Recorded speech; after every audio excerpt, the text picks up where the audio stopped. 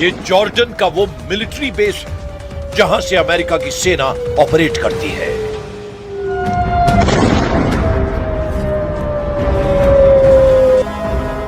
एक बार फिर देखिए ईरान की बैलिस्टिक मिसाइल ने कैसे तोड़ डाला अमेरिकी मिसाइल डिफेंस सिस्टम का गुरूर।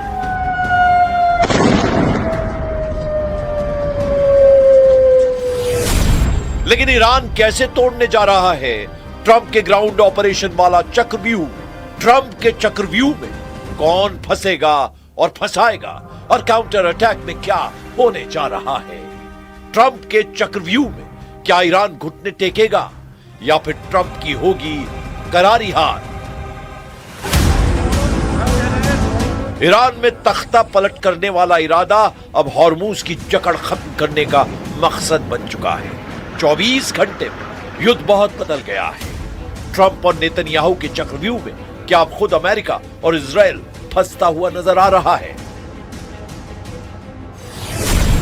लड़ाकू जहाज, जंगी बेड़े, बंकर बस्टर बम दिखाकर ट्रंप ईरान का नक्शा बदलना चाहते थे। लेकिन एक महीने की जंग के बाद ईरान ने पश्चिम एशिया का मैप बदलने का इरादा कर लिया है। ईरान के इशारे पर दो ऐसे बड़े फैसले हुए हैं जो डोनाल्ड ट्रंप के पैरों तले जमीन खिसका देंगे। ट्रंप की सुपर पावर अब बहुत निर्णायक हालात में जूझती हुई नजर आ सकती है।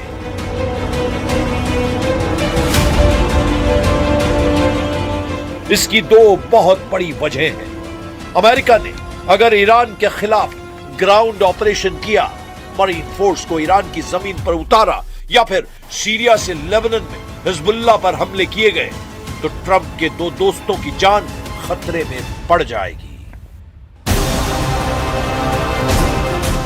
यह है इराक में ईरान समर्थित मिलिशिया जिन्हें दुनिया पॉपुलर मोबिलाइजेशन फोर्स के नाम से जानती है। उसने अमेरिका के दो दोस्तों को रौंदने का इरादा कर लिया है।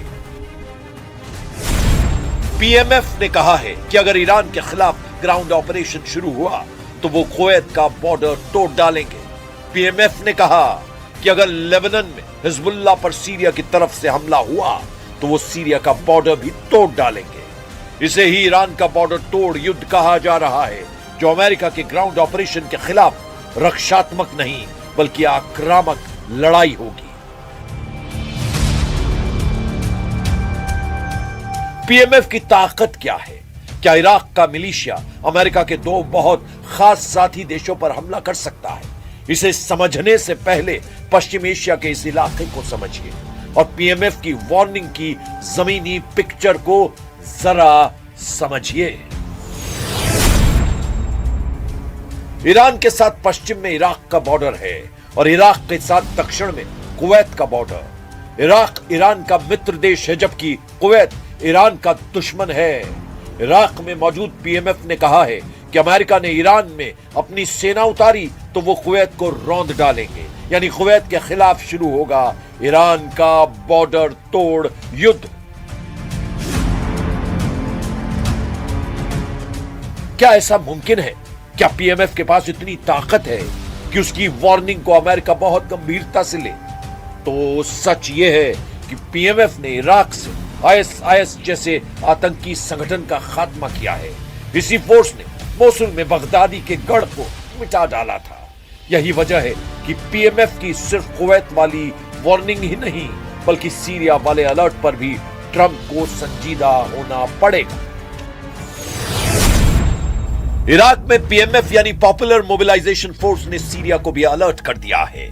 सीरिया में अहमद अल शरा यानी अल जुलानी की हुकूमत है और सीरिया से अगर लेबनान में हिजबुल्लाह पर हमला हुआ तो पीएमएफ के लड़ाके सीरिया बॉर्डर तोड़कर अंदर घुस जाएंगे, यानी कुवैत के साथ साथ सीरिया में भी शुरू हो जाएगा बॉर्डर तोड़ युद्ध। सीरिया का बॉस यानी अहमद अल शरा, जिसे दुनिया अल जुलानी के नाम से भी जानती है, यह शख्स डोनाल्ड ट्रंप का जिगरी दोस्त बन चुका है। ट्रंप अमेरिका में जुलानी को दावत दे चुके हैं और व्हाइट हाउस में जुलानी की तारीफ में कसीदे पढ़ चुके हैं, जबकि सच यह है कि जुलानी आईएसआईएस और अल कायदा का सरगना रह चुका है और अमेरिका ने उसके ऊपर $10 मिलियन का इनाम भी रखा था। लेकिन सीरिया में बशर अल असद सरकार का तख्ता पलट करने के बाद अब जुलानी ही वहां का चीफ है। أكيد ما لم تتعرض سوريا إلى استهدافات مباشرة من أي جهة فهي ستبقى خارج هذا الصراع. يكفي سوريا 14 سنة من الحرب دفعنا خلالها فاتورة كبيرة جدا، فنحن لسنا مستعدين أن نخوض أيضا تجربة جديدة. من دخل غمار الحرب يعرف قيمة السلام. 2024 में जुलानी की ताजपोशी में सबसे बड़ा हाथ अमेरिका और इजराइल का रहा है। यही वजह है कि अब ट्रंप और नेतन्याहू चाहते हैं कि लेबनान सीरिया का बॉर्डर नया फ्रंट बन जाए। क्या ऐसा मुमकिन है? अमेरिका और इजराइल के रहमो करम पर सीरिया पर कब्जा करने वाले जुलानी का दावा है कि वो युद्ध में शामिल नहीं होगा, लेकिन अगर सीरिया पर मुसीबत आई तो ये एक विकल्प चुनना पड़ेगा। فليس هناك أحد مستعد لأن يخوض غمار الحرب إلا إذا اعتدي علينا بشكل كبير وواضح وفقدنا كل الحلول الدبلوماسية. सीरिया और कुवैत को कुचलने की ताकत इराक के मिलिशिया पीएमएफ में है और यह बात डोनाल्ड ट्रंप बहुत अच्छी तरह जानते हैं। इसे इराक का हिजबुल्लाह कहा जाता है और यह ताकत के मामले में लेबनान के हिजबुल्लाह से बड़ी ताकत साबित होगा। यही अमेरिका के लिए सबसे बड़ा खतरा है।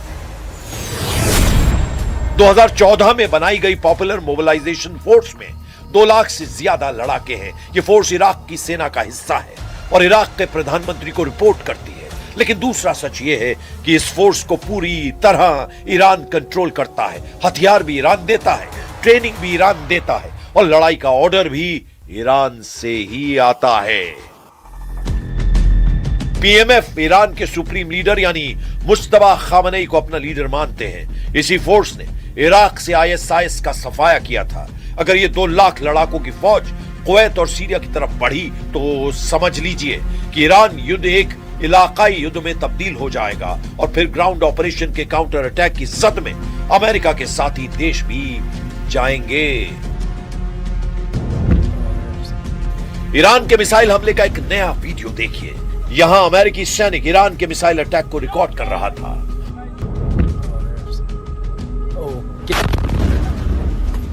ऐसे ही हमले बता रहे हैं कि पूरे पश्चिम एशिया में अमेरिकी अड्डे सुरक्षित नहीं हैं।